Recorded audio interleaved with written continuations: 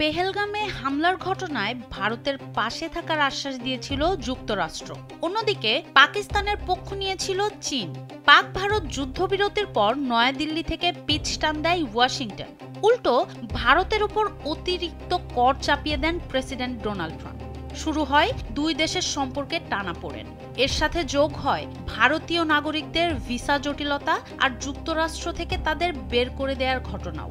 অথচ এই অঞ্চলে চীনা আধিপত্যের বিপরীতে নিজেকে উপস্থাপন করতে চেয়েছিল ভারত, কিন্তু হিতে বিপরীত।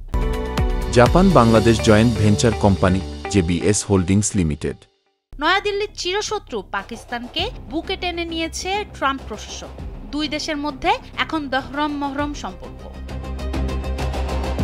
যুক্তরাষ্ট্রের সঙ্গে গেল ৩১ জুলাই বাণিজ্য চুক্তি করেছে ইসলামাবাদ, যেখানে পাকিস্তানি পণ্যের উপর শুল্ক কমিয়ে ১৯% করা হয়। কয়েক সপ্তাহ যেতে না যেতেই বৃহস্পতিবার হোয়াইট হাউসে মার্কিন প্রেসিডেন্ট ডোনাল্ড ট্রাম্পের সঙ্গে গুরুত্বপূর্ণ বৈঠকে বসতে যাচ্ছেন পাকিস্তানের প্রধানমন্ত্রী শেহবাজ শরীফ। এই আলোচনার মাধ্যমে দুই দেশের মধ্যে অর্থনৈতিক ও কূটনৈতিক সম্পর্ক নতুন দিগন্তে পৌঁছাবে বলে আশা করছে ইসলামাবাদ। এই বৈঠকটিকে আরও তাৎপর্যপূর্ণ করে তুলেছে পাকিস্তানের সেনাপ্রধান ফিল্ড মার্শাল আসিম মুনিরের সম্ভাব্য উপস্থিতি।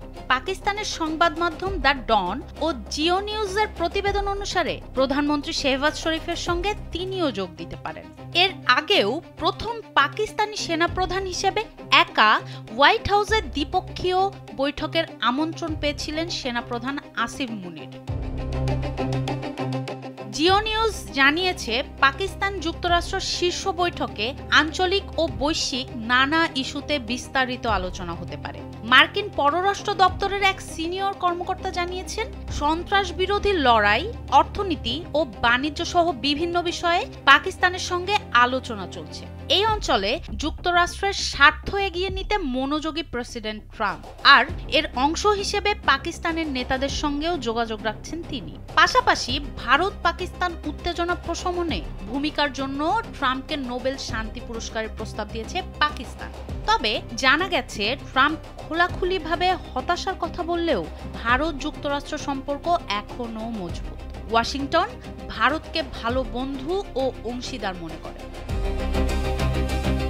সনম সিদ্দিকী, কালবেলা।